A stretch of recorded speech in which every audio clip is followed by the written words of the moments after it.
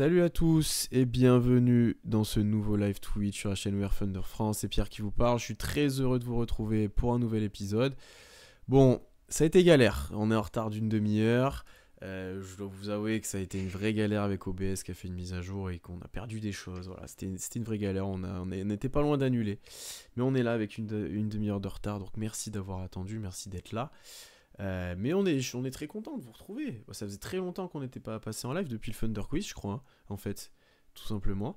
On a fait pas mal de podcasts depuis, mais pas de live. Et ben avec moi aujourd'hui, pour parler de la trade deadline et de quelques petites choses, on va voir actuelles. Constant, d'abord, comment ça va?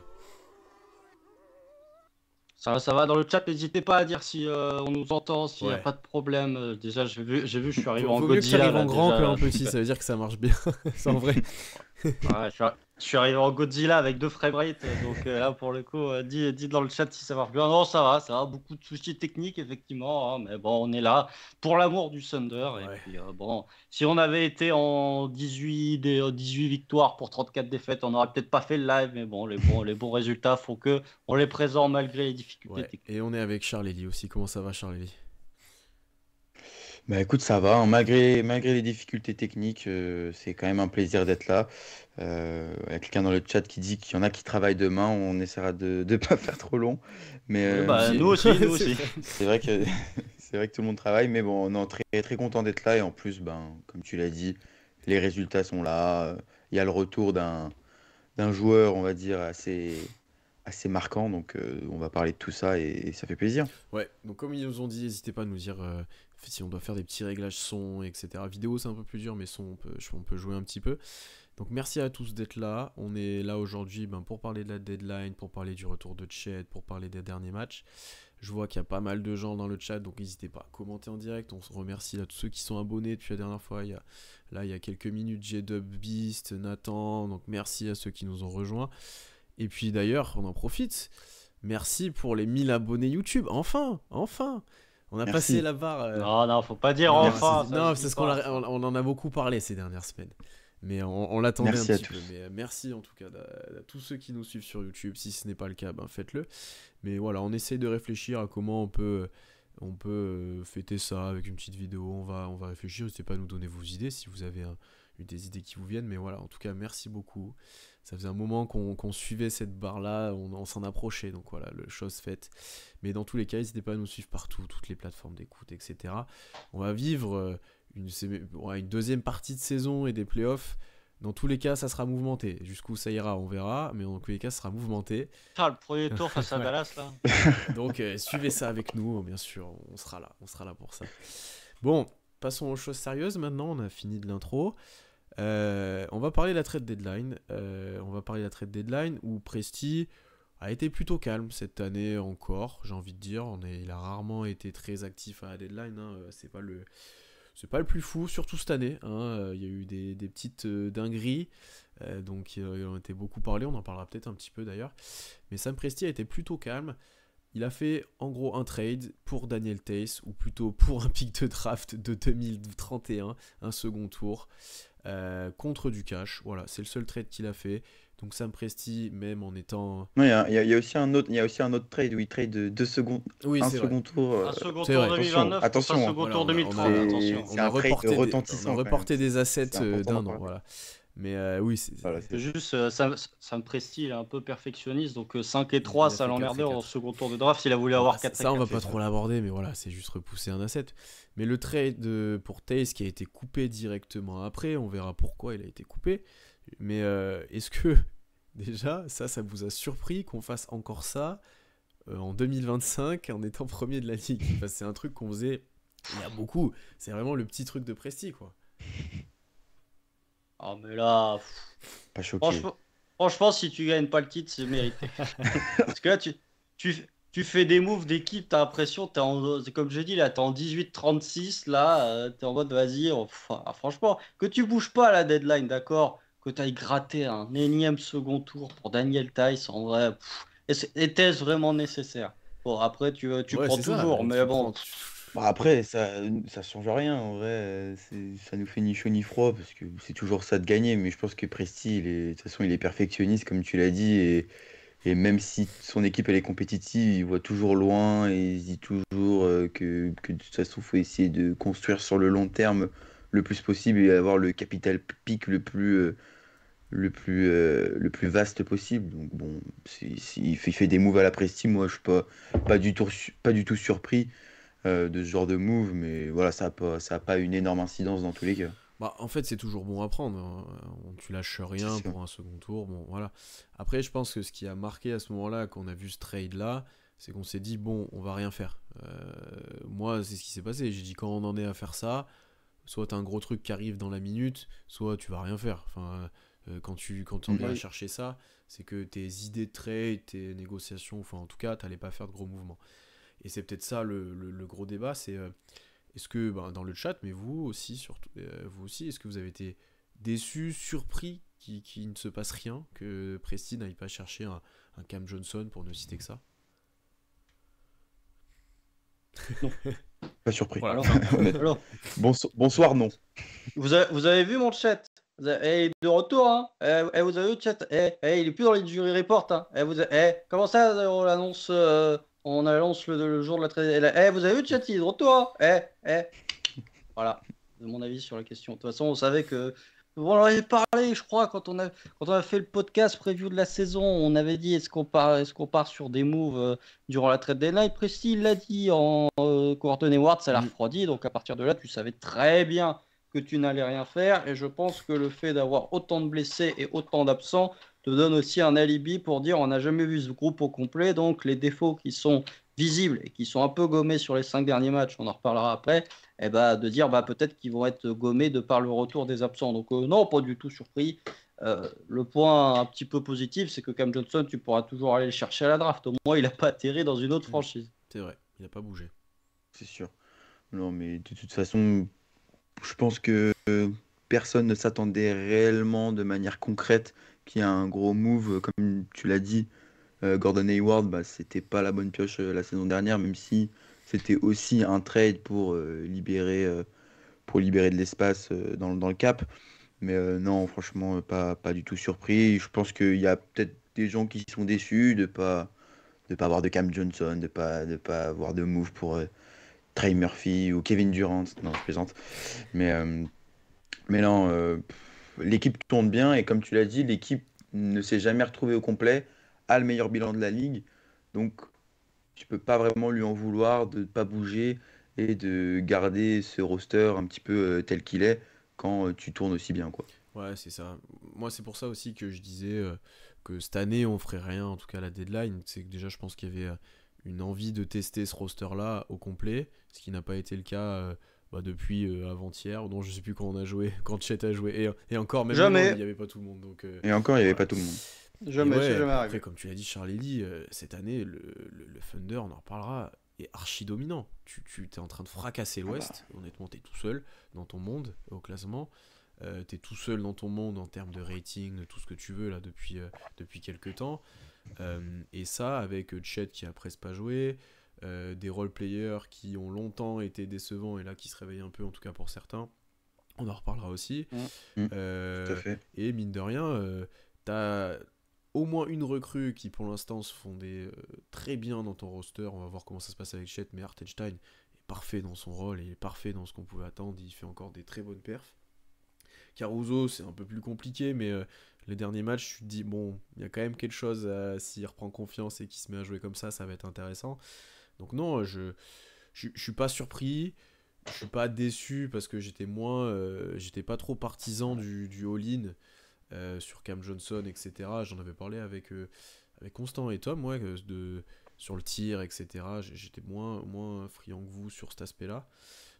Donc ouais, on s'y attendait en fait, on s'y attendait, mais dans le chat, il n'y a pas trop de Mm. déçus, mais je peux comprendre qu'il y en ait qui le soient éventuellement, mais en l'état actuel des choses, on le redira peut-être plus tard, où tu peux espérer aller très très loin en playoff, vu comment les autres équipes sont construites, vu ce que tu as, voilà, même avec ce roster-là, tu dois aller très loin.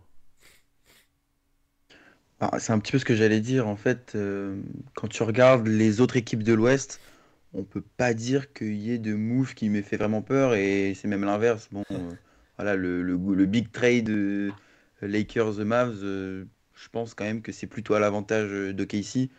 Et le reste des équipes de l'Ouest, il n'y a personne qui a fait un move qui m'a vraiment fait peur. Là où l'année dernière, les Mavs, quand on voit PJ Washington et Daniel Gafford arriver, ça nous avait foutu un peu les chocottes et on s'était dit ça peut être chiant, quoi. Et ça a d'ailleurs été le cas, on s'en rappelle. Mais, euh, mais ouais, c'est aussi pour ça, je me dis, tu bouges pas, les autres équipes se sont pas forcément renforcées, tu es déjà dominant à l'Ouest, ben ouais, la logique, elle est toute trouvée en fait. Alors, historiquement, à la deadline de l'an dernier, t'as pas du tout peur de P.J. Washington et de Daniel Gafford. T'es Ah. juste saoulé parce que t'as servi de Ah, Surtout facilitateur. toi, Constant, t'avais Ah, pas bien aimé. Hein. T'avais. moi, j'avais trouvé que c'était de la merde parce que Presti aidait une équipe à se renforcer. Finalement, grand bien lui a fait puisqu'il a récupéré le swap unprotected C'était tout 2028 de calculé. Dallas qui devient, aujourd'hui quasiment ton asset le plus valuable en termes de pick de draft. Mais regardez l'épisode tier list qu'on avait fait juste avant le début des playoffs avec Pierre. On n'aimait pas. Dallas, c'est rang A. Ouais, mais c'était pas les pires. On mettait Clippers, Lakers en pire Mm. tirage que Dallas. À Mais l'époque. d'ailleurs, les Lakers, parce qu'il y avait ouais, c'est Anthony vrai. Davis. Hein. Oui, tout à fait. Mais C'est t'avais ça. Hartenstein. Oui. On parlera, on a une question sur ça, on parlera du Hartenstein Chet un peu plus tard là sur le retour de Chet. Est-ce qu'on parle dès maintenant un peu des autres mouvements des autres équipes avant de parler d'AJ Mitchell? On en a déjà commencé, mais moi je suis plutôt d'accord avec Charlie Lee. T'as pas eu d'équipe ou d'outsiders, contenders, vous appelez ça comme vous voulez, qui sont renforcés à l'ouest. Si on fait le tour, Denver a pas bougé, si je me trompe pas. Memphis a Non. même Non. dégraissé avec Marcus Smart qui ne jouait pas, Bah, il perd qui ne Marcus jouait pas Smart, d'ailleurs, hein, mais qui était là. Mm. Euh, Ouais, c'est un petit avant-goût de Caruso dans ouais, 2 un ans. petit Ça peu. faisait, En vrai, Ouais, ça c'est vrai. Ça c'est vrai. Houston n'a pas bougé et commence Non. de tirer un peu la patte là. Les Lakers, bien sûr, et Dallas ont bougé. Et c'est peut-être le gros mouvement, mais en fait, moi, les Mavs, je vous serais peut-être pas d'accord, mais moi, les Mavs, version Davis au complet avec l'équipe qu'ils ont, c'est pas qu'ils me font peur, mais ils peuvent nous prendre des matchs. J'ai envie de dire, ils peuvent nous embêter. Même s'il y a des choses qui seront limitantes pour eux, la création, etc., où on va beaucoup les embêter. Mais physiquement, déjà, qu'ils nous fracasser, j'ai un peu peur que ça devienne pire avec Davis s'il est sur le terrain, ce qui n'est pas le cas là pour un moment. Oui, ils sont moins bons qu'avec Luka, mais je les considère quand même encore comme une équipe compétitive qu'il faudra voilà, surveiller un petit peu. Après, les Lakers, en l'état actuel, surtout avec le trade avorté de Mark Williams, je les trouve trop mal construits pour nous arrêter. Mais t'as peut-être le meilleur joueur de l'histoire et Luka Doncic qui est l'un des joueurs les plus intelligents de l'histoire aussi, à en pas douter. Donc c'est toujours chiant à jouer, on va dire. Mais oui, je trouve que la deadline a été, par son immobilisme et son gros trade bizarre, plutôt favorable. Ouais. tu parlais de Dallas comme une match-up qui peut être difficile. Encore faut-il que Dallas aille en playoff, hein, Oui, puisque ça, je sais là, que c'est si vrai. Anthony Davis il est pas là, C'est vrai. si Anthony Davis il est pas là pendant un mois, je vous rappelle que Dallas depuis la blessure de Luka est en 9-16 en termes de bilan. Donc 9-16, si tu mets ça, enfin si tu continues à avancer sur ce rythme-là, surtout sur le stretch où durant un mois ils vont jouer quasiment que des équipes avec lesquelles ils sont en concurrence pour le play-in.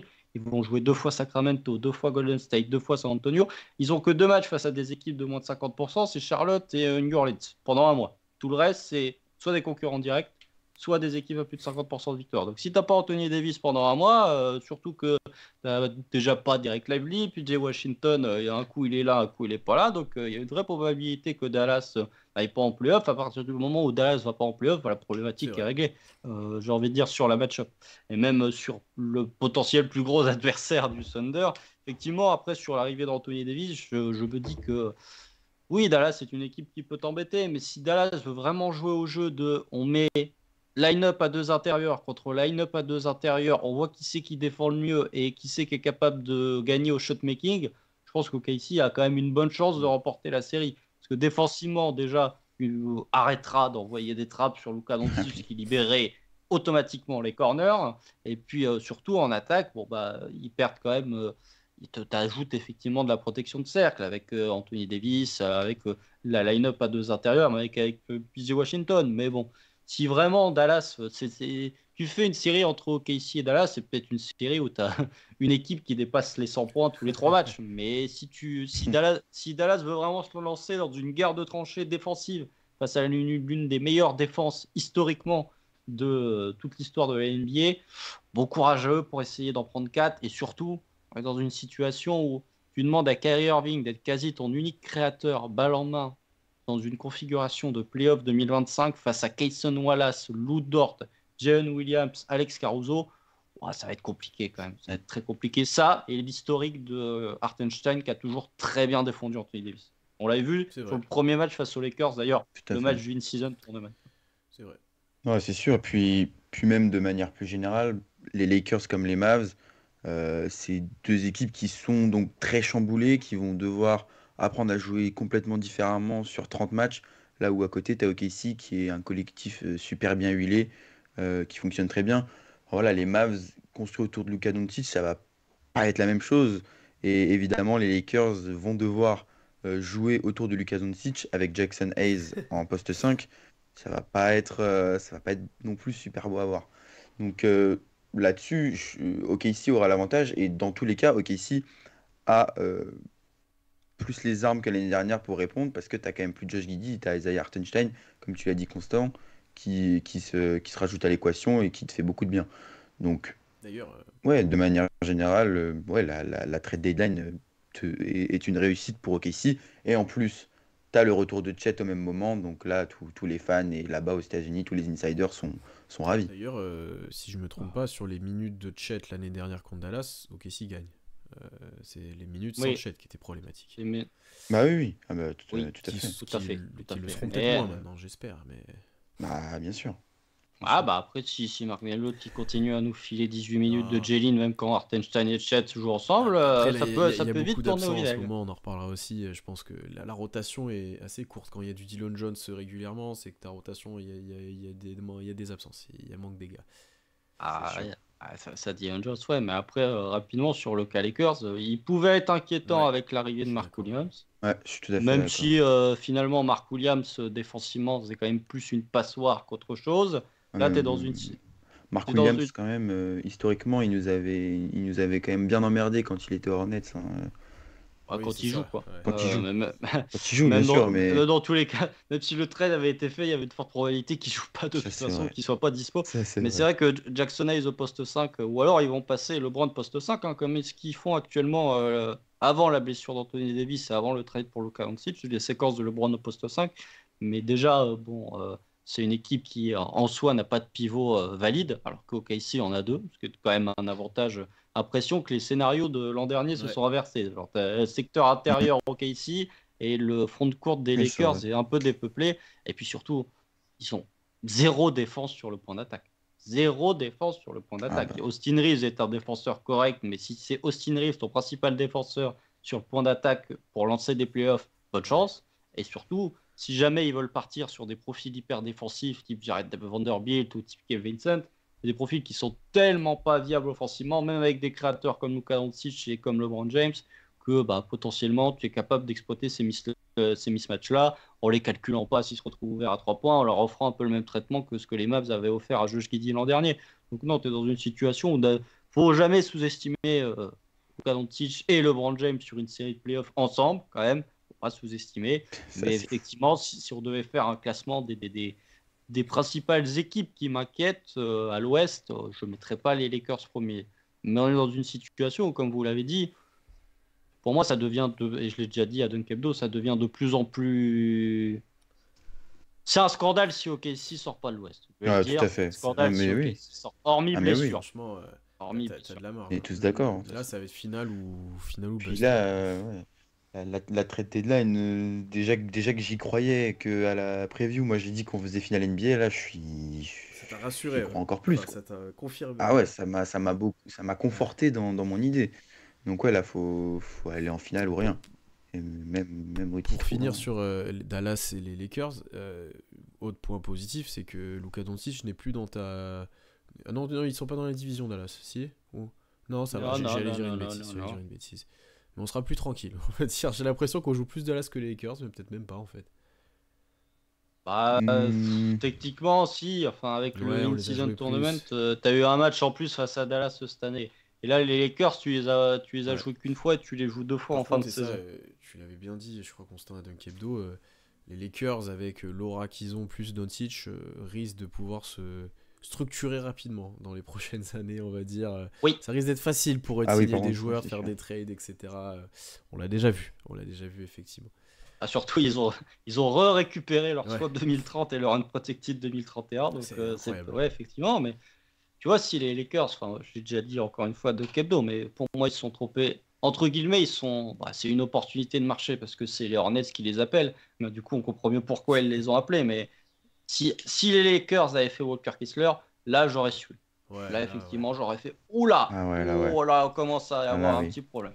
Bon, c'est Je Jackson suis Hayes en d'accord. face. Bon. On a une question sur Mm, les mm. Clippers. Moi, je les trouve plutôt intéressants. Alors après, je pense que c'est une match-up plutôt favorable pour OKC. Enfin, j'ai du mal à voir comment ils vont réussir à nous défendre. C'est les Clippers, c'est OK ici en Ouais. moins bien. Après, ça dépend déjà de si Clairement. Kawhi est là et à quel niveau. Quand il joue, il est plutôt bon, mais à voir comment il est. Mais ouais, j'ai du mal à les voir nous stopper sur une série de playoffs là où nous on aura les armes, je pense, pour quand même bien les limiter, hein. Dort sur Harden, on a déjà eu des masterclass pas mal de fois. Norman Powell nous fait mal souvent, on n'aime pas trop.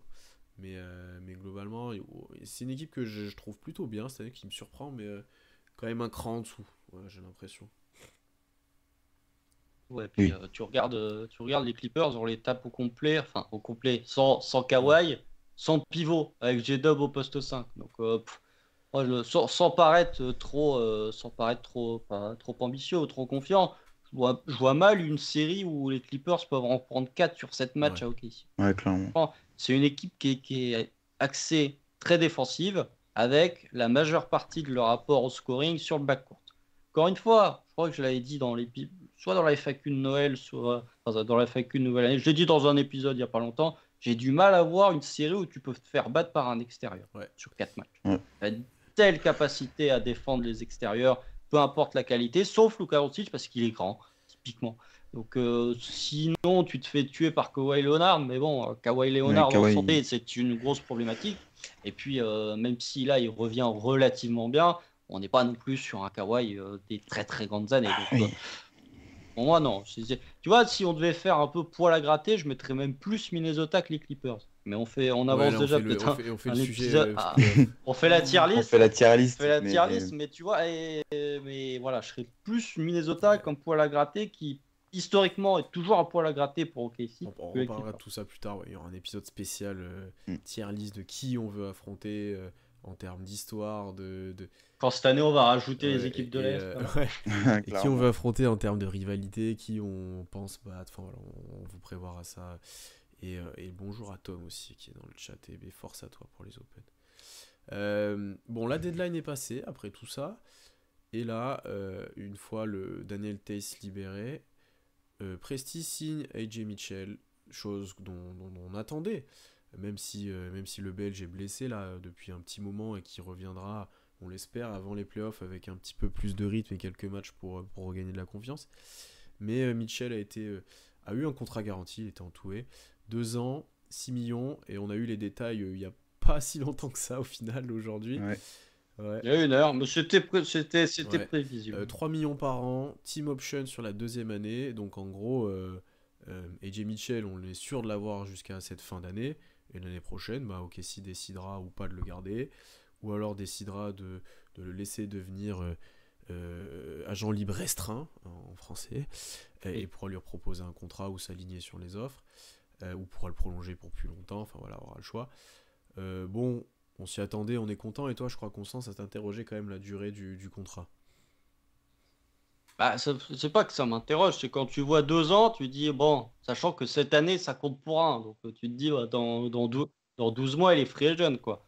Bon, l'intérêt de ce qui a été fait, c'est que OKC a converti le two-way de Mitchell en utilisant une partie de sa room exception. La room exception, c'est comme une mid-level exception, mais pour les équipes qui sont en dessous du salary cap, ce qui était le cas d'OKC avant la signature d'Isaiah Hartenstein et les prolongations d'Isaiah Joe et d'Aaron Wiggins.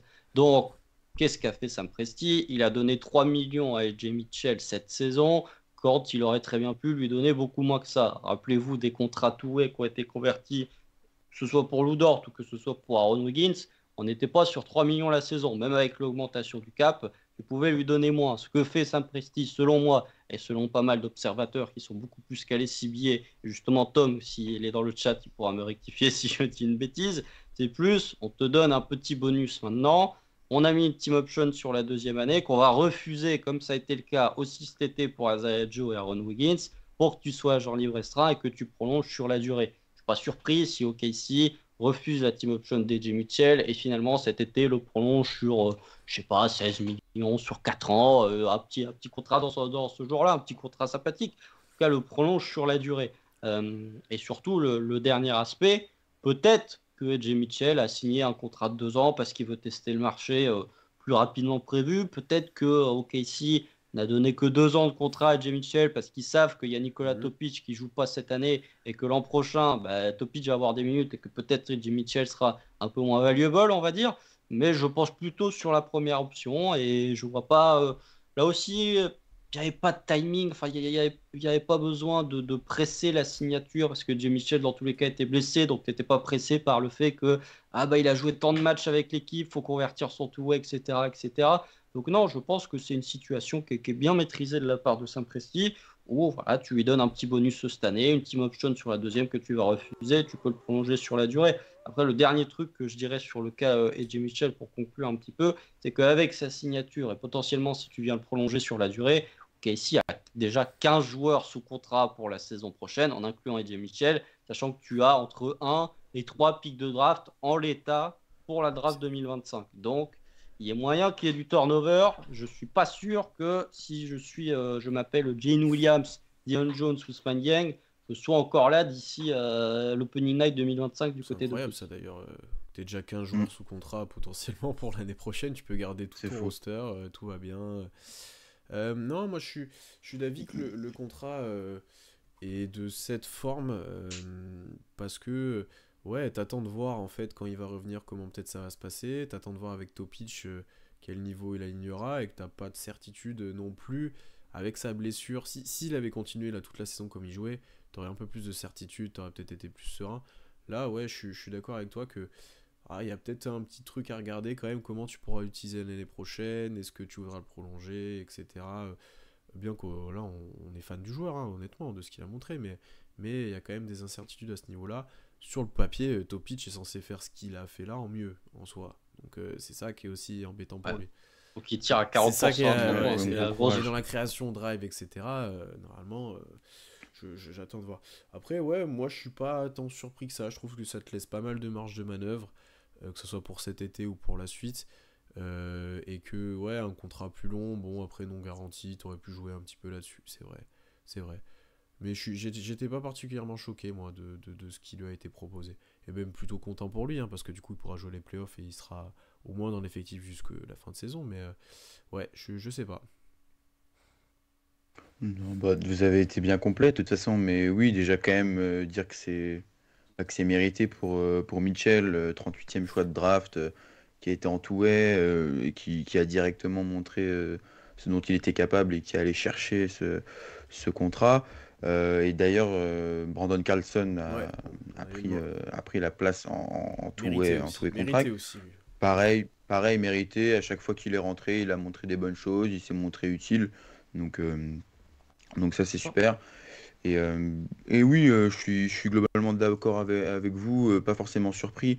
Au début, quand il y avait pas quand on n'a pas eu l'annonce de la team option, je me suis dit, ah ben, ouais, c'est en rapport à Topic, et aussi, ben, du coup, il va être restricted free agent en 2026. C'est aussi la fin du contrat de Chet et J-Dub, peut-être essayer de voir ce qu'on fait après ça, mais à mon avis.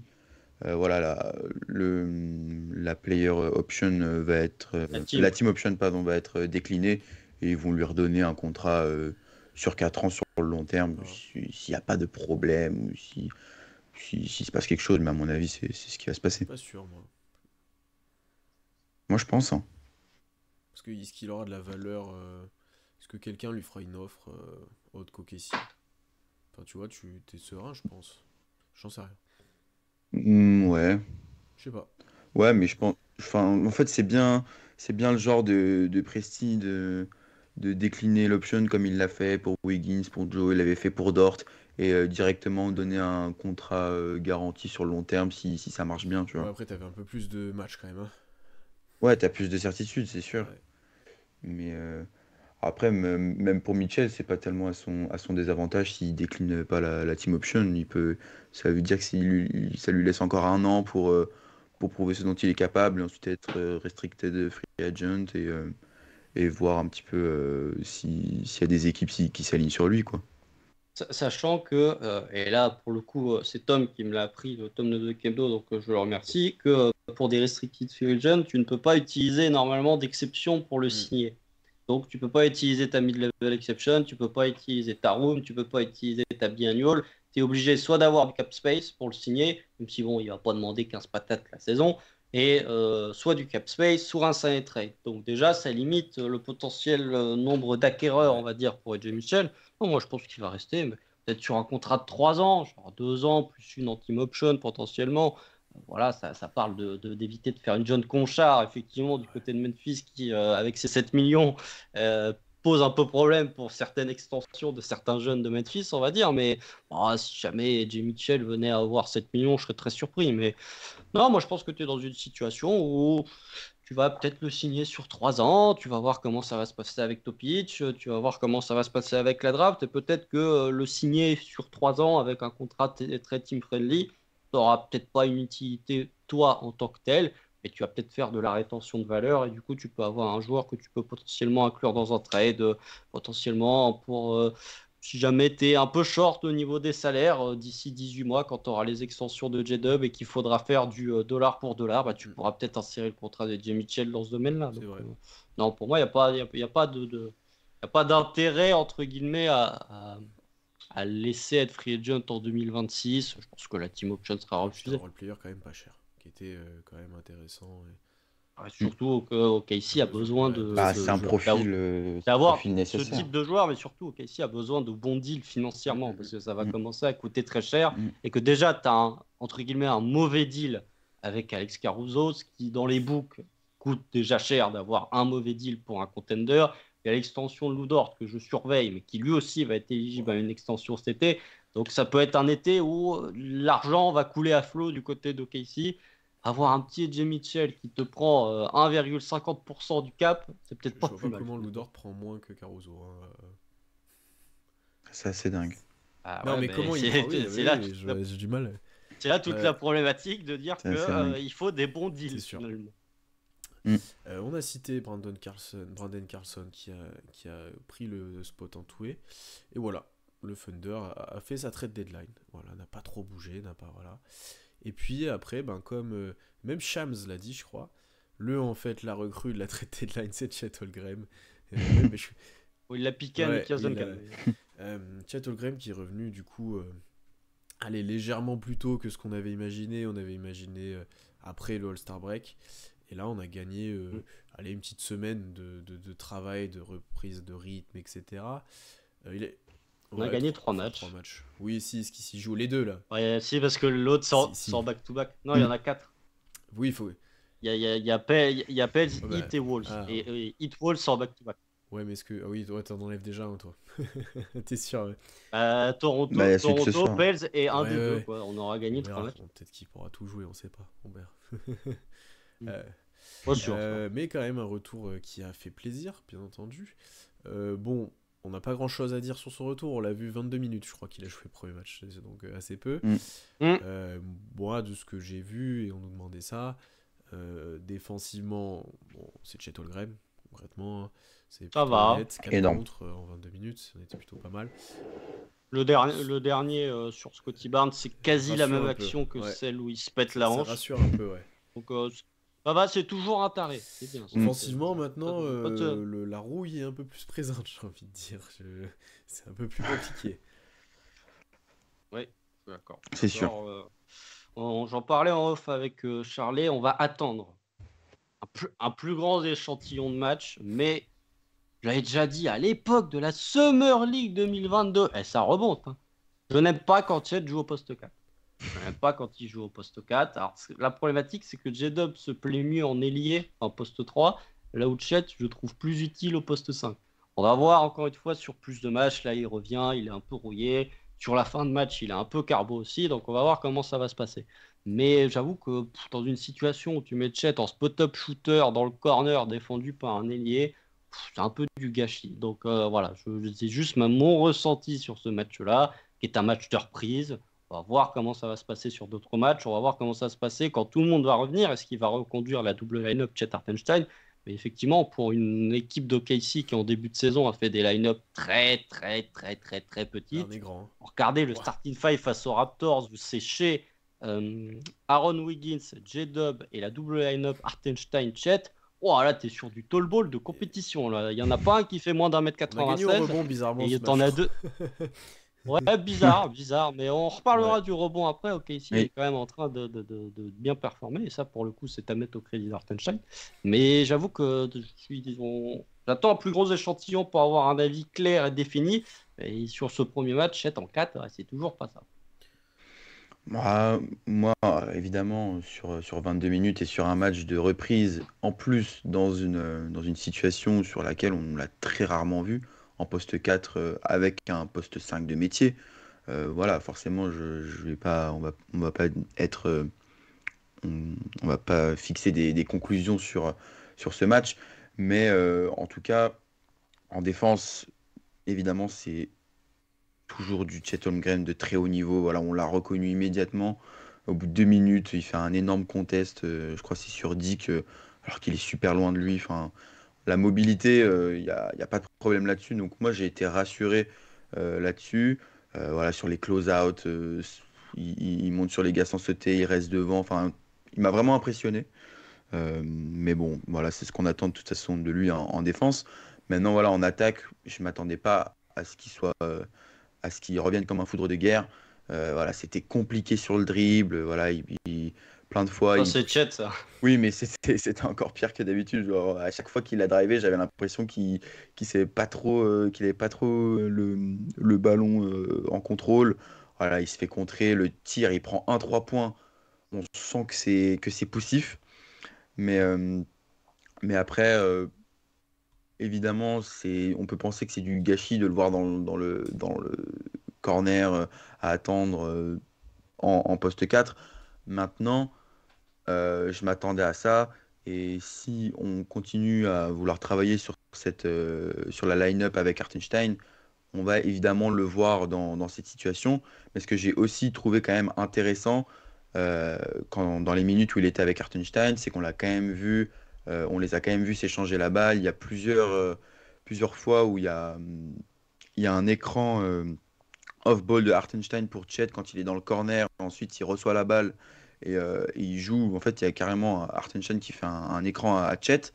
Il y a un moment où la première fois, je crois qu'il va dans le drive, il réussit à marquer sur son turnaround de shot. Et en deuxième mi-temps, il réussit à le servir. Et ensuite, Hartenstein, il sert Caruso qui est tout seul sous le cercle. Donc, j'ai trouvé ces séquences assez intéressantes et ça mérite, on mérite d'en voir plus. Et je pense que de toute façon, Denio, avec le roster qu'il a, il va s'amuser à faire plein de line-up différents. Voilà, on a même vu Jalen et Chet ensemble. Je ne suis pas forcément d'accord pour qu'on revoie ça, mais de toute façon, c'est Denio et on sait qu'il va tester plein de choses. Mais en tout cas, moi, je suis quand même curieux de voir la suite du duo Hartenstein-Chet.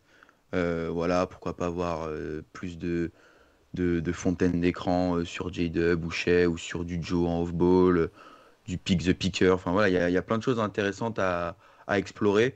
Et il y a une trentaine de matchs pour faire ça, un petit peu plus que ce qu'on attendait. Enfin, on l'avait tous dit, on s'attendait à ce qu'ils reviennent après l'All-Star Break. Donc, dans tous les cas, le retour, il est positif. Ouais, je trouve que t'es gentil offensivement sur ce qu'on a vu. Hein. J'ai l'impression moi Ouais. qu'il a pas Bah, en existé. Hein. fait, Enfin, on nous le dit Oui, dans le je suis chat, j'ai parce que, d'accord. parce l'impression que qu'il. j'avais pas d'attente, Ah à ce ouais. qu'il existe vraiment. Comme j'ai dit, je m'attendais pas à ce qu'il revienne comme un foudre de guerre. Juste, je voulais voir si voilà, bon, je l'ai dit, il était pas super en rythme sur son Non, ça dribble et c'est tout, sûr. mais j'ai surtout regardé ouais, avec Hartenstein comment ça se passait et j'ai pas trouvé qu'ils se sont marchés dessus. Enfin, j'ai trouvé ça quand même un petit peu encourageant. Bah, je trouve qu'ils ne sont pas marchés dessus parce que Chet a été oublié. Enfin, genre, Oui, il était dans le Chet corner. était dans le corner, Hartenstein il il faisait a tout. été. Effectivement, ils ne sont pas marchés dessus, il y en a un qui faisait tout, et l'autre après, qui faisait effectivement, rien. le peu de fois où il a été impliqué, où ils ont essayé de faire des trucs, bon, c'était pas optimal parce que enfin, là, pour le coup, t'as vu qu'il était rouillé sur le dribble, sur ses turn-out en round à mi-distance, sur tout ce que tu veux. C'était pas non plus du grand Chet, hein, loin de là. Mais ouais, moi j'ai trouvé qu'on l'a peu non. impliqué. Alors, autant défensivement, on a vite compris que dans la raquette, ça allait devenir compliqué de marquer. Quand t'as Hartenstein plus Chet derrière, etc., t'as Chet en roamer ou l'inverse ou autre, enfin ça c'était vraiment intéressant. Alors autant offensivement, j'attends, allez, je pense qu'avant le All-Star Break, ça sert presque à rien de regarder ce qui se fait, ça va être vraiment de la prise de rythme, lui il va s'entraîner fort je pense sur le repos du All-Star Break, et après les matchs là tu commenceras de voir, et en plus il y aura peut-être plus de joueurs, hein, Cason Wallace sera peut-être de retour, etc. Enfin bref, mais offensivement il n'y a rien. Bon, bah voilà, Ah voilà, bah, ça dépend, ils ont pas annoncé il de fait durée. pas le Rising Star. Oui, mais il peut être de retour juste après le break. Ah oui, je crois que tu disais Non, avant. après. Ah oui, non, avant, il sera Après, pas là. après, ouais, possible. Parce qu'ils ont pas annoncé de date. Mais ouais, là, pour l'instant, on n'a rien vu. Enfin, on avait plus vu de choses en match de pré-saison que là. Je trouve, honnêtement. Là, il n'y avait rien. Mhm. Il a même pas eu de tir ouvert vraiment à 3 points. Il y a eu peu de joie. Non, il y a vraiment rien eu. Il y a eu. Après, il a peu été Ouais, servi, quoi. c'est vrai, il a été oublié aussi, Il a bah peu non, été c'est sûr. servi, j'ai trouvé. Après, il a eu un moment où, si je me trompe pas, début de quatrième, il y a que lui en pivot sur le terrain quand même. Au moment où tu fais un run. Oui, Ouais. d'ailleurs, ouais, avec Ouais. le banc, avec J-Dub. Bizarre. Ouais. Et là, j'ai dit, bon, là, ok, on le teste un petit peu, on arrête de le surprotéger non plus, voilà. Non, mais je trouve qu'on a peu vu de choses, en fait. C'est ça qui est compliqué, et c'est pour ça que, ça, pour le coup, on était tous d'accord. Il y a besoin de répétition avec Hartenstein. Ça va pas être. C'est le truc à voir. C'était le truc à voir au début de saison, et c'est encore plus le truc à voir sur la fin de saison. Ouais. C'est le point.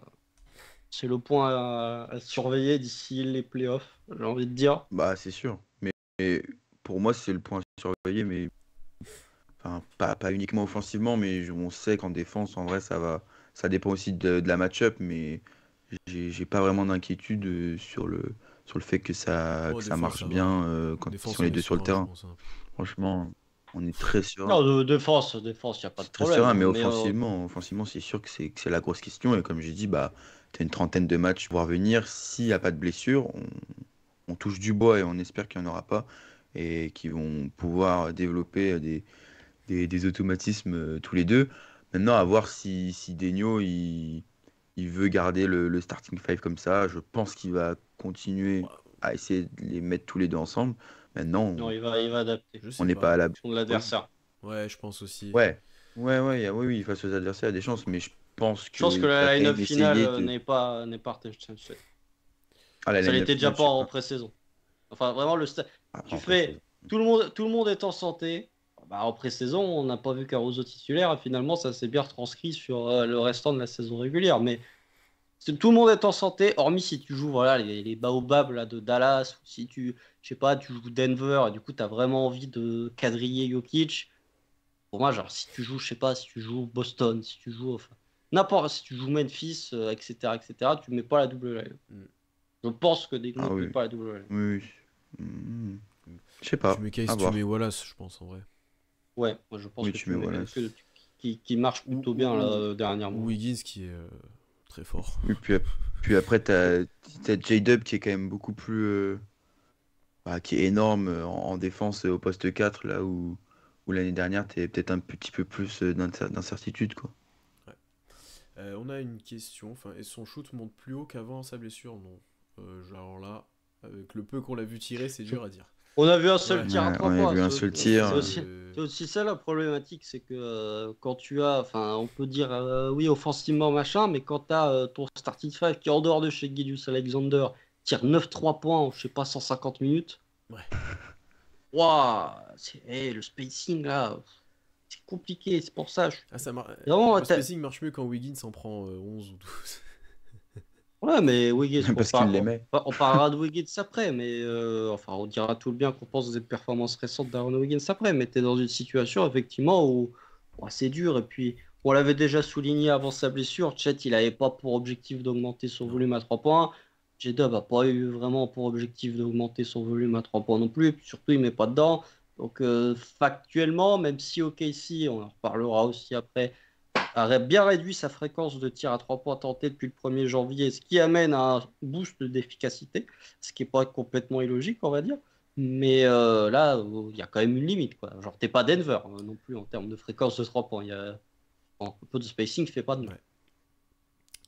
Bon, on a parlé un petit peu de Chet, on va parler plus globalement de la période actuelle, qui au final, même si des fois on fait les fines bouches, on est insatisfait, on se plaint de certaines choses, il n'y a pas grand chose à dire à part le fait que le Thunder domine et domine et domine encore, soir après soir, ou encore une fois, comme on l'a dit plein de fois, il y a toujours un moment où l'équipe fait un run de ouf, où la défense devient intraitable, où tu mets tous les tirs, après c'est un autre joueur qui va prendre feu. Enfin, globalement, j'ai l'impression qu'on passe des soirées assez tranquilles. Quand je me réveille le matin, je regarde le score, je suis assez serein. Puis bon, maintenant on a de la marge, donc je suis très serein.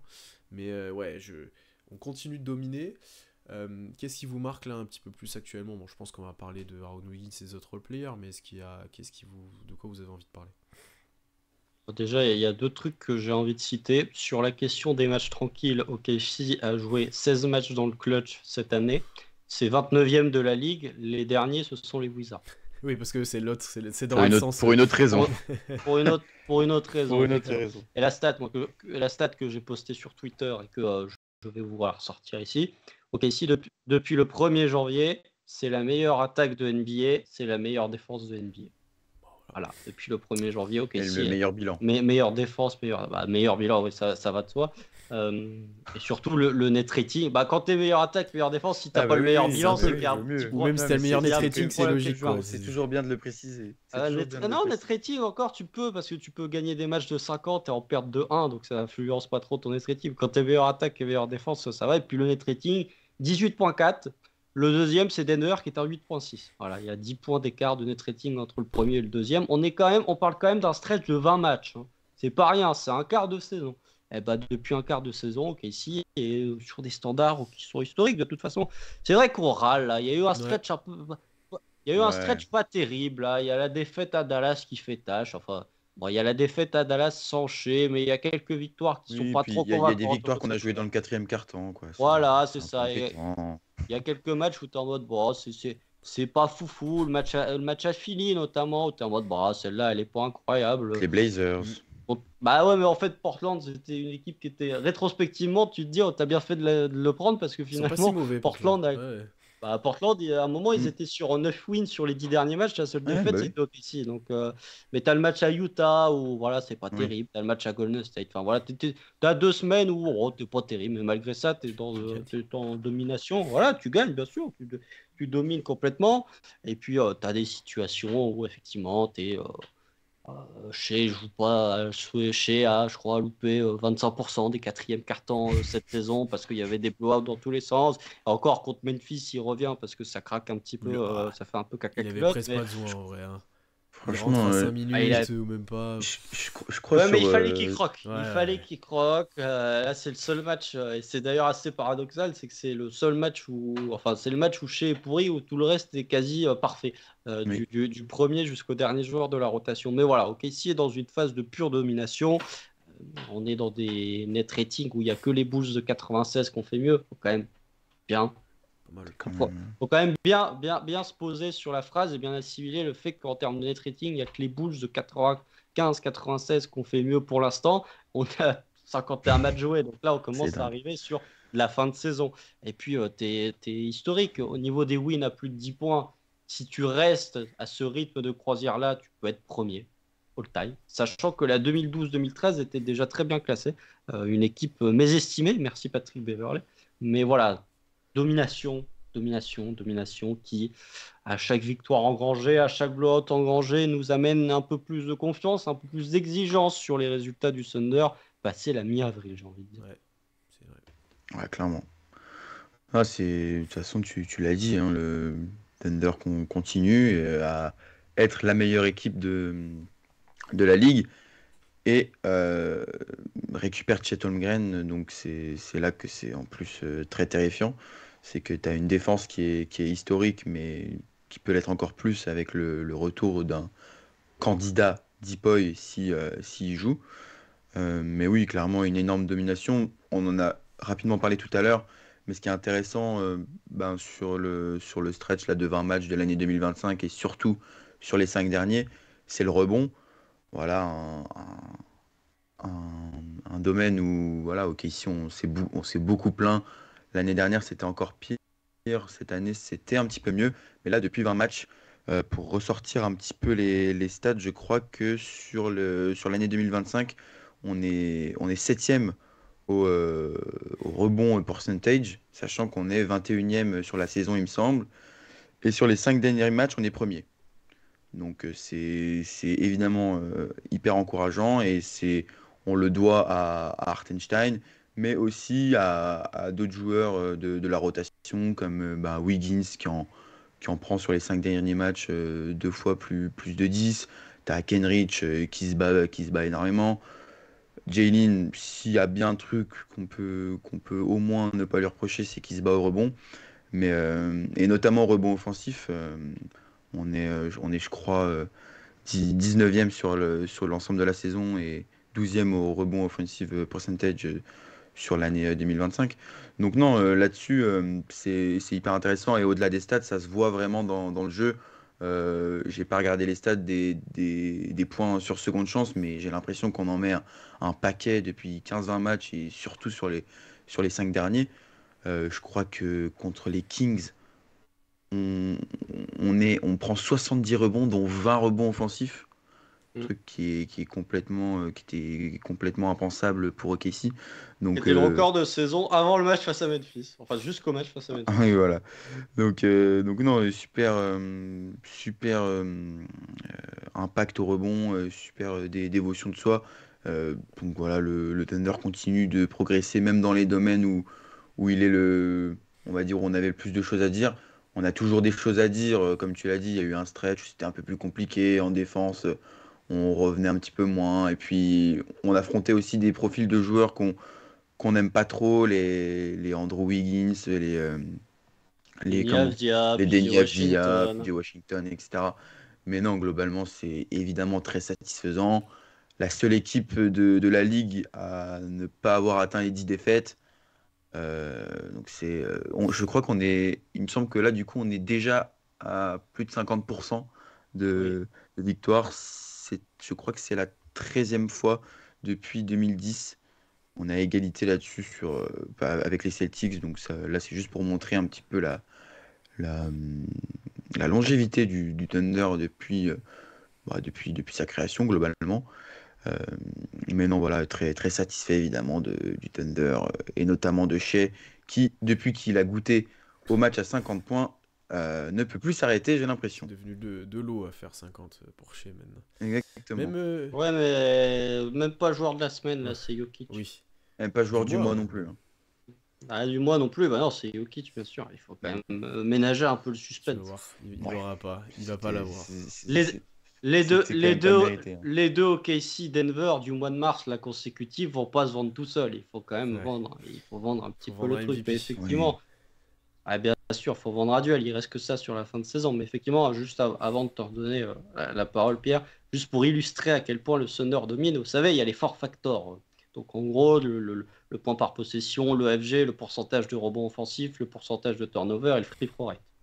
Ok, ici, en classement de la ligue, en attaque, c'est premier en points sur le stretch depuis le début de l'année 2025. Premier en points par possession, quatrième à l'EFG, quatrième en turnover pourcentage, 11e au rebond offensif, 14e au free throw rate. Ça, c'est en attaque. En défense, premier en points par possession, premier à l'OVG, premier en turnover pourcentage, 11e en offensive rebound percentage et 29e par contre au free throw rate adverse. Ok, ici il laisse énormément de lancers francs. Est-ce que vous savez, messieurs, je vous fais un petit quiz, qui est dernier? Qui c'est qui fait plus de fautes que nous, en gros, donne plus de lancers, on va dire. Qui envoie de plus fautes. souvent son adversaire sur le C'est dur, ratio ça, hein. lancer franc tir tenté. C'est super C'est même dur. pas, Non. c'est pas des équipes faibles, je pense, parce que ça serait. Ils défendent Alors pas assez. Houston? je vais vous donner. Non, je Les vais vous Grises. donner. Non, je vais vous donner l'indice. Attends, laissez-moi te donner l'indice. Ok, si est première en termes de perte de balles provoquées chez l'équipe adverse, celle qui est 30e, elle est deuxième. Ah, bon, c'est une défense de merde. Oubliez ce que j'ai. Non, c'est une Ah bonne non, c'est défense. une grosse défense. C'est une défense qui c'est les provoque Oh, beaucoup alors, de j'ai pas compris turnovers. ce que Les t'as Rockets. dit, alors. En gros, le OKC est l'équipe qui provoque le plus de turnovers à l'équipe adverse. Celle qui est 30e Ah au oui, free throw pardon. rate, donc qui concède plus de lancers francs, Oui, et la oui, deuxième Je qui en me suis trompé, provoque le alors, dans ce plus. que t'as dit, ouais. Les Pensez aux Rockets. équipes qui provoquent beaucoup de pertes de balles. Non, c'est pas les Rockets. Ah, les Wolves? Je sais pas Non. s'ils provoquent pas. Je sais pas. Celtics. c'est dur, hein. Non, les Celtics, ils provoquent pas beaucoup de turnovers. C'est la même équipe que l'an dernier. Hein. C'est la même défense Ah, mais c'est qu'OKC. Orlando. Très agressif. Tout à fait, c'est Ah Orlando. bah oui. Orlando, qui emmène plus souvent son adversaire sur la ligne des Ouais. lancers francs que OKC. Et bizarrement, les deux équipes qui provoquent le plus de turnovers. Donc il y a peut-être un lien de cause à C'est effet. assez logique, effectivement. C'est assez logique, oui. Non, vous avez dit beaucoup de choses. Moi, déjà, ce qui me satisfait le plus dans le fait de dominer comme on le fait, alors certes, ça coûte des joueurs du mois et de la semaine hachée, mais en fait, le repos qui se permet d'avoir est quand même très intéressant pour un joueur qui Ah aime ouais. pas louper de match, etc. Et globalement, pour la majorité des joueurs. Alors, il y a plein de petits bobos en ce moment. Est-ce qu'ils sont réels? Oui, je pense, mais ça permet de reposer les joueurs un petit peu. Lou Dort a loupé quelques matchs, et Deben a loupé quelques-uns. Voilà, et ça, il faudra les surveiller bien sûr à l'approche des playoffs. Mais je trouve ça intéressant que tu aies une telle marge que même en faisant jouer Kenrich Williams bien plus, Dillon Jones, Ousmane Dieng, tu t'en sors quoi. Tu t'en sors. Et ça, c'est vraiment intéressant pour la suite. Et du coup, tu peux même prendre le temps pour Chet, etc.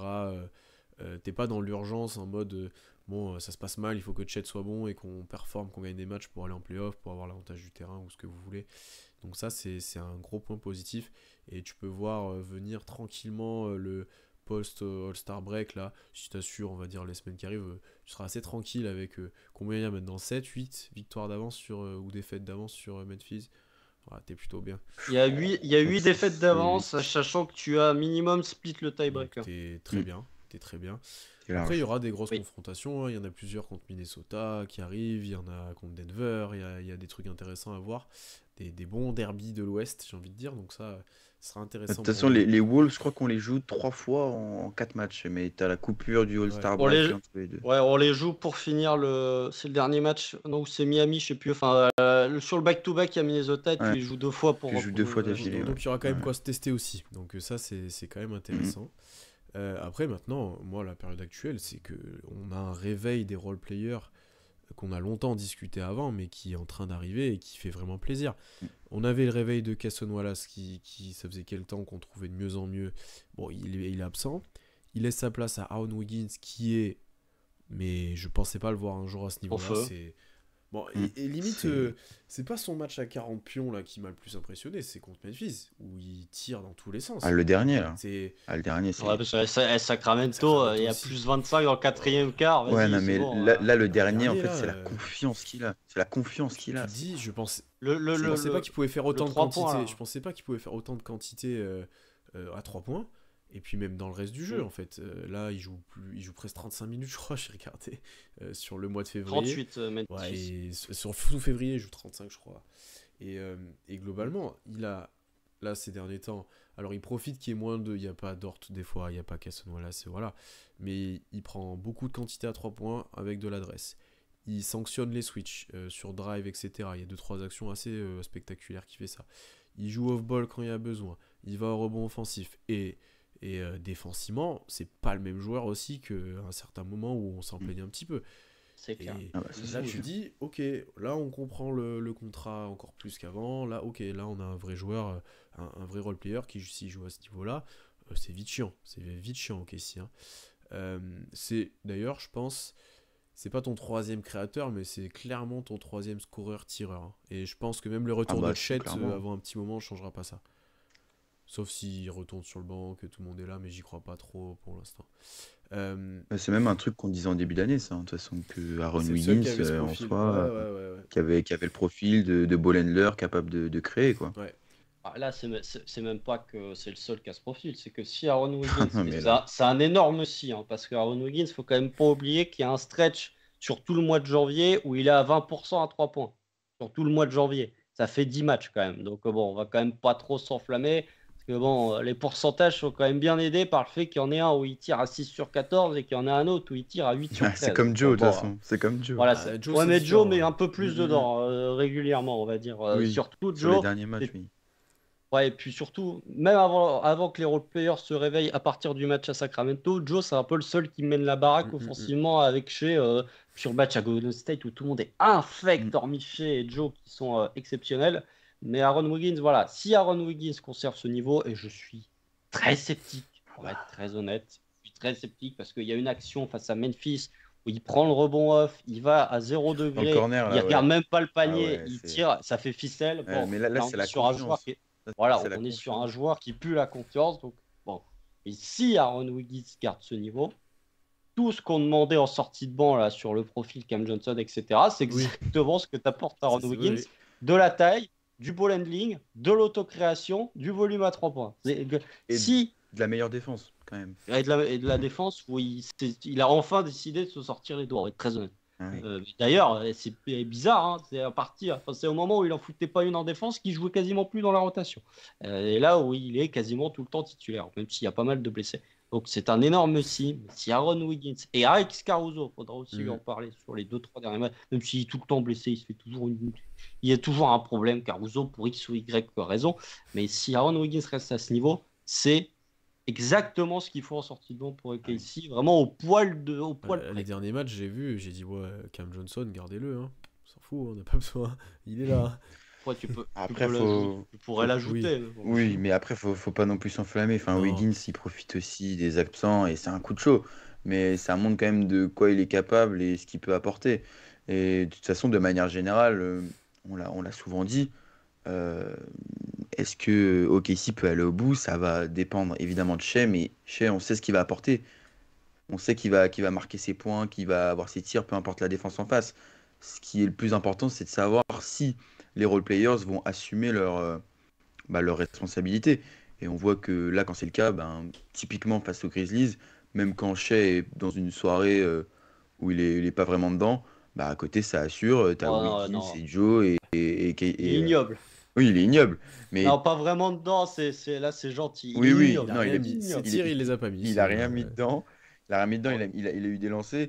À côté, tu as Wiggins, Caruso et Joe qui tiennent la baraque et qui permettent d'avoir la victoire tranquille.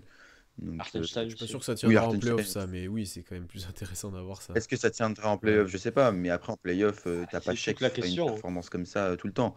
Mais si les role-players sont capables de mettre un peu dedans et d'être impactants des deux côtés du terrain, ça va changer la donne. Hmm. Non, après, on a parlé de Wiggins, mais vous avez mentionné Isaiah Joe. Isaiah Joe, en janvier, 48,8% à 3 points. En février, pour l'instant, 46,7%. Il a repassé les 40% sur la saison. Et honnêtement, là, c'est plus juste un feu de paille. On en retrouve un peu, lui aussi, quand même, son dynamisme, sa confiance sur les tirs. Je trouve qu'il est un peu plus à l'aise maintenant sur les end-off. Il arrive mieux à lire le jeu, etc. Je trouve qu'il est en progrès là-dessus. Donc ça, c'est intéressant. Et ça apporte beaucoup à l'équipe. Et comme tu as dit, Constant, il y a des matchs. Heureusement qu'il est là. Il prend feu, il met des cuts, etc. Donc vraiment intéressant. Ensuite, Caruso, incroyable aussi ces derniers temps. Lui, La défense sur alors, Jamorant. Ah ouais. Déjà, j'ai quand même envie de dire que j'avais raison. Physiquement, c'est compliqué. Les blessures, etc. On m'avait dit non. Si, c'est compliqué. C'est pire qu'à Chicago. Oui, Ouais, mais c'est voilà. pire. C'est pire. J'avais émis ce Là, doute. J'avais émis ce doute et là, pour le coup, j'avais raison. J'avais raison. C'est le dernier match là où en contre-attaque, il Il fait un se faux tord la appui. jambe tout Il se fait la seul. cheville. Il fait un putain. faux appui, ouais. Après, ça Ah arrive ouais, souvent. non, mais Mais c'est sauf qu'avec lui, Oui, ça arrive il se pète, souvent, quoi. C'est mais vraiment, lui c'est Après, ça là, qui fait le match.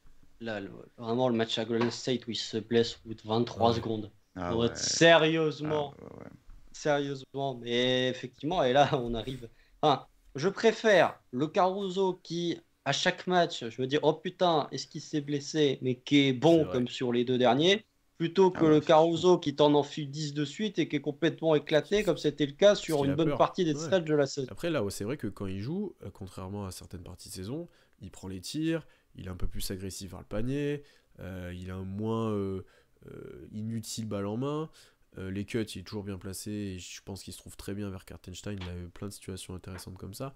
Et après, bah, là, le dernier match contre Ja Morant, oh là, défensivement, Et le membre, C'est il est grave. incroyable. l'autre il dit, oh, il n'y a pas Lou Dort, oh, il n'y a pas Cason Wallace. Oh, bah, en fait c'est pire, il y a Caruso.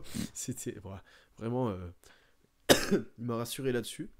Donc, ouais, quand t'as tous tes joueurs qui se remettent à jouer à ce niveau-là, ah, bah effectivement, ta domination elle est encore plus facile. Quand t'as en plus Shea qui en met des fois 50, ça devient compliqué.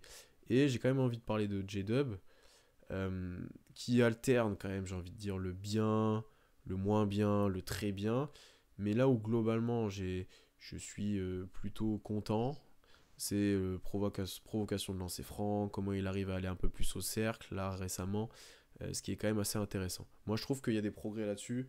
Il y a 2-3 dunks qui met. Ça dépend des matchs. Voilà, c'est en dents de scie, je suis d'accord avec toi. Mm. Mais je trouve qu'il y a des choses qu'il fait maintenant qu'il ne faisait pas au début de saison. Il y a des dunks, il y a des lancers, il y a des trucs. J'aime un peu mieux dans la direction où il va en tout cas. Voilà, c'est pas encore à la hauteur de ce qu'on attendait, alors qu'il vient d'être nommé All-Star. Hein, on n'a pas parlé de tout ça. C'est ce que Ouais, j'allais c'est ce que dire. j'allais dire. C'est ce que Ouais. j'allais dire. On n'a quand même pas On précisé. n'a pas fait d'épisode depuis qu'il a Non, été nommé Donc All-Star. félicitations à lui. Mais je pense Quand qu'on même. était les premiers à dire, oh, je sais pas s'il mérite tant que ça, quoi. Oh, bon, on disait même, il méritait Vous pas. l'avez Hein. vraiment dit dans l'épisode de la mi-saison là. Après, il mérite aussi, quand même. C'est le deuxième, on va dire deuxième meilleur joueur, en tout cas sur la production statistique du Thunder. Donc c'est pas illogique qu'il soit All-Star. Mais après, moi, je suis d'accord avec toi, Pierre. Je te rejoins. Je le trouve quand même plus agressif. On le sent quand même moins perdu sur le terrain. Là où c'est sûr qu'il y a 10-15 matchs, c'était encore un petit peu compliqué. Ouais, je le trouvais perdu sur le terrain, à pas savoir quand attaquer, pas savoir quoi faire et s'en mêler un petit peu les pinceaux.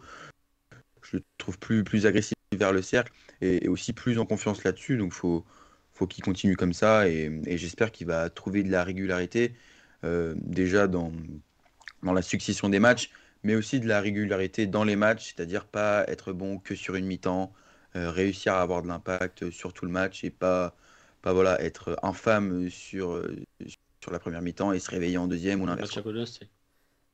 Exactement. Ouais. Ouais, voilà, moi, ce que j'avais un peu à dire sur la période actuelle. Je sais pas si vous avez des choses à ajouter. T'as un truc évident, quand même. À partir du moment où tout le monde revient en santé, tu me balances une line-up de seconde unit où t'as. Dis-le, Non, Mitchell, non, non, dis-le. non, non, non, non, non. Les minutes s'enchaînent, tu me les blindes. Tu me mets Caruso, Kayson, voilà, je m'en fous, tu me mets un des deux. Tu me mets Aaron Wiggins, tu me mets J-Dub, tu me mets la double intérieure Chet Hartenstein, tu me blindes les minutes sans Shea. De toute façon, Shea, tu mets Shea plus 4 tocards sur le parquet, tu gagnes quand même les minutes avec lui. Et c'est ce que Mark Delot est en train d'expérimenter, hein, puisqu'il balance du Dion Jones au premier Ouais. quart. Parce que Mark Delot est en train de se dire jusqu'à quelle line-up la plus éclatée je peux continuer à gagner les minutes avec Shea sur le parquet. Pour l'instant, ça marche toujours. Mais non, là, tu es dans une situation, en fait, avec le retour de tout le monde. Déjà, J-Dub, rapidement sur J-Dub, il retrouve ses tirs à mi-distance. Ah bah, du coup, ça marche Ouais. mieux. Voilà, quand il retrouve son jeu de mid-range, ça marche mieux. Peut-être un qui va beaucoup profiter du retour de Chet. En tout cas, on lui souhaite. Mais voilà, pour moi, il faut blinder cette seconde unité. Là, en tout cas, tu as 4 titulaires dans ta seconde unité. Mais il faut blinder ces minutes sans Shea parce que bah, au moins, ça tient la route. Et Shea, vas-y, tu lui mets. Si tu considères qu'Hartenstein, il sort du banc, tu le fais rentrer sur le premier quart, les minutes où les titulaires sortent, tu le mets avec Shea. Tu mets Isaiah Joe avec lui, tu mets Lou Dort, et puis tu mets, je sais pas moi, tu mets Kenrich pour faire le nombre et puis pour déconner. Et là, juste ça, ça va suffire à remporter les minutes avec Shea. Donc vraiment, pour moi, tu as clairement une line-up quand tout le monde est en santé qui se dessine sur les minutes sans Shea parce qu'il est tellement fort offensivement que tu peux décharger un petit peu les minutes de tes titulaires pour les redécaler à côté sur les minutes où il passe sur le parquet. Pour moi, tu devrais surtout avoir Wiggins avec J-Dub sur la Sanché. C'est Ah oui, maintenant, toi, je citais, C'est de toute façon. maintenant, c'est c'est exactement ce qui se obligatoire. passe. Hein. Mm, mm. C'est exactement ce qui se passe. Joe avec Shea, Wiggins avec Ouais. Mm, mm. Sanché. Et éventuellement Puis quand Mitchell même quand en- il revient aussi, parce que il Ah faisait oui. du bien là-dessus. Mais... Ouais, c'est pas pour tout de suite. Oui, c'est Bah, pas il, Enfin, il un faisait, gros il mois faisait encore. du bien, notamment à côté de J-Dub pour le libérer un peu, de monter la balle, etc. Mais après, je voulais aussi en placer une petite pour Cason Wallace qui, certes, est blessé depuis quelques matchs, mais quand même, depuis la nouvelle année, on en avait parlé, je crois, Constant, quand on avait fait un épisode sur le petit stretch des équipes face à l'Est, qu'on trouvait qu'il commençait à vraiment trouver du rythme offensivement. Je crois qu'il est sur les 15 derniers matchs et sur du coup l'année 2025 à 43, plus de 43% à 3 points sur Ouais. sur un faible volume. Mais quand même, il reprend de la confiance aussi. Et en défense, il est toujours aussi énorme, toujours aussi agressif. Donc, ça fait plaisir aussi pour lui. Peut-être un dernier truc, quand même, on peut refaire un petit SO, bien évidemment, à Zaya Hartenstein, qui avait qui a quand même connu une passe assez compliquée sur un stretch de match où même ses flotteurs, ils rentraient plus. Enfin, il était moins impactant en rebond, tu étais dans une situation où ça devenait un petit peu compliqué quand même pour l'ami Azaya. Et surtout, moi, ce que j'aimerais citer, c'est un peu la fréquence à 3 points. Alors, on en avait déjà parlé quand on avait fait le bilan de mi-saison, mais là, ça se confirme. On avait l'envie de voir OKC augmenter sa fréquence à 3 points. Force est de constater que ça ne marche pas vraiment. Non. En tout cas, que l'efficacité n'est pas au rendez-vous. Depuis le 1er janvier, OKC a réduit sa fréquence de tir à 3 points de quasiment 3 points de pourcentage entre le début de saison et le 1er janvier par rapport à 1er janvier jusqu'à maintenant. Donc, tu as baissé en termes de fréquence à 3 points. Par contre, tu as gagné en efficacité. Donc, c'est ce que j'ai envie de citer, le fameux EFG. Donc, le pourcentage au tir, mais pour mettre un peu plus en valeur le tir à 3 points. Comme je l'ai dit, depuis le 1er janvier, tu es quatrième et OKC est petit à petit en train, sur la saison globale, d'être une top 5 attaque et d'être septième à l'EFG. Donc, finalement, tous les compteurs en attaque sont petit à petit en train de repasser au vert, même s'ils sont en grande partie dus aussi au talent de Shai Gilgeous-Alexander et à ses performances offensives. Mais voilà, petit à petit, et en train d'arriver au rythme de croisière que tu avais l'an dernier, c'est-à-dire que tu es une équipe top 5 attaque et défense. C'est juste que défense, tu es top 1 avec une très très large avance. Ouais, moi, c'est pas ce que j'avais prévu, mais c'est ce que j'espérais, hein. Honnêtement. Après, la fréquence, je sais pas. Est-ce que les équipes. C'est toujours dur à dire si les équipes te laissent moins tirer, mais ça serait assez illogique. Est-ce que. T'as moins Ouais. de trucs en première attention. Oui, c'est vrai. de- Ça, je suis enfin, d'accord avec toi que t'as moins cet aspect-là. Ouais, première attention, on va tirer direct, etc. Non, ça, je suis d'accord. Et je suis pas sûr que d'ailleurs, avec le retour de Chet, je pense que ça va s'amplifier, ça. Cette Oui. peut-être baisse de fréquence, etc. Non, après, je trouve qu'effectivement, on prend des fois des meilleurs tirs. À 3 points. Shea, même lui, en prend des meilleurs, d'ailleurs, sur pas mal de situations. Et je trouve qu'il a trouvé son équilibre, d'ailleurs, à 3 points, un peu là. Où, Ouais. bon, des fois, il en prend en première intention, etc. Mais je trouve que c'est moins. Il y a moins de matchs où il est en mode entraînement et l'équipe adverse, c'est un sparring partner pour travailler ses moves à 3 points, quoi. Donc, ça, c'est positif. Ouais, et puis après, quand t'as un Joe qui remet dedans, Wiggins qui est ce qu'il est actuellement, ouais, ça aide forcément, hein, ça aide forcément. Et le truc, même quand tu mets pas dedans, et tu l'as dit, ta défense est tellement forte que t'es large en fait, t'es très large. Et quand tu mets dedans, c'est là où Et tu prends plus de Ouais. rebonds off en Et plus. quand tu mets dedans, c'est là où ça devient inquiétant pour les adversaires, parce qu'il y a rien à faire, quoi. de toute façon, c'est Bah, de toute façon, c'est la défense qui fait gagner les titres. J'ai entendu Nico Harrison le dire, bien sûr, en C'est vrai, conférence de il y en a presse. beaucoup Hein. qui le disent. ah, bah, tout ce qu'il dit et tout ce qu'il fait, il a Defense wins raison. championships, hein, bien sûr. Mais non, mais ça, je suis d'accord que voilà, on est sur c'est toujours la problématique, c'est que bah, l'équipe, effectivement, quand tout clique, on va dire que les hauts sont très, très, très, très, très, très hauts. Après, il va falloir encore que tout clique sur un laps de temps plus ou moins long. Mais voilà, il y a encore plein d'incertitudes. Est-ce qu'on fait totalement confiance à Isaiah Joe et à Ron Wiggins pour ne pas perdre tous leurs moyens en playoff, comme ça a été le Mm. cas, surtout pour Aaron Gitz, notamment à partir de la série face à Dallas, parce que Joe fait relativement sa série face à Dallas, match 3 surtout, après le 5-6. Wiggins, il fait un bon game one et après on voit Voilà, plus. après il disparaît complètement, donc peut-être que c'était El Famoso inexpérience et qu'en deuxième Ouais. année tu n'auras pas cette problématique, mais voilà, toujours est-il que si, encore c'est des énormes si, Joe et Wiggins confirment ce qu'ils font là récemment. En gros, tu as une rotation où c'est le starting five, plus Hartenstein, plus Wiggins, plus Joe. Bah là, ta rotation à 8, elle est très, très, très, très, très solide. Ah oui, Mm, ah oui. T'as de clairement. quoi voir venir, ouais. Effectivement, t'es assez serein. Ouais. Bah, t'es assez Mm, deep. mm. Bon, pour finir, je remercie Ramoucho TV qui s'est abonné tout à l'heure. Et j'ai oublié une question tout à l'heure, je voulais vous la demander. On me demandait si Toumani Camara, quand on parlait de AJ Mitchell, Belgique forcément, ça serait intéressant. Et en fait, moi, c'est un joueur que j'aime bien. Donc c'est pour ça que je voulais juste le mentionner, qui est pas inintéressant, je trouve. Si. C'est tout Malik Le, Camara, c'est le, all pro- le, defensive. Hein. Ouais. le profil est quand même cool. Ses Le tirs profil continuent de cliquer là, physique. parce qu'il est pas C'est loin de ça, ouais. 36%, je crois, là. Donc c'est pas scandaleux. Hein. C'est pas Après, inintéressant. après, en attaque, il n'y a quand même pas grand-chose. Ah Hein. non. Moi, j'aime bien Toumani Camara, mais il y a quand même... C'est une grosse il y a- intensité en c'est- fait. C'est voilà, c'est. Ouais, c'est même Ouais. pas... C'est même Je suis pas un- regardé, il fait quelle taille? Il annonce Ah 2 ouais, mètres 3 non? Un peu 2m01. plus. c'est un 2m01. Ouais. un bon J'aurais dû ailier, mais c'est même pas un collecteur. Les pourcentages de finition au cercle sont quand même assez cata. C'est un free and D, hein, Euh, c'est ouais, à l'ancienne. Hein. Ouais, c'est ça. Ouais, c'est un Suendi à l'ancienne, quoi. Parce que le Tui, il n'y a pas non plus un C'est énorme un volume, petit quoi. C'est free vraiment un grandi. D. Ouais, il y a un peu de rebond aussi, mais voilà, c'est surtout un joueur calibre all defensive. C'est un peu.